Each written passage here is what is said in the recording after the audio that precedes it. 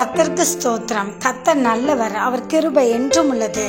இந்த நாளுக்காக எடுத்துக்கொள்ளப்பட்ட வேத வாக்குத்தத்தம் மத்தேயு 16வது அதிகாரம் 28வது வசனம். வருத்தப்பட்டு பாரம் சுமக்கிறவர்களே, நீங்கள் எல்லாரும் என்னிடத்தில் வாருங்கள், நான் உங்களுக்கு இளைப்பாறுதல் தருவேன். ஆமென். இதை பார்த்து கொண்டிருக்கிற பிரியமான சகோதர சகோதரிகளே, நீங்கள் எந்த காரியத்துக்காக வருத்தப்பட்டு இருக்கிறீர்களோ அந்த காரியத்தை குறித்து கலங்காதிருங்கள். இயேசு கிட்ட போய் சொல்லுங்கள். இயேசு உங்களுக்கு சமாதானத்தை தந்து அதற்கு பதில் தருவார். ஆமென்.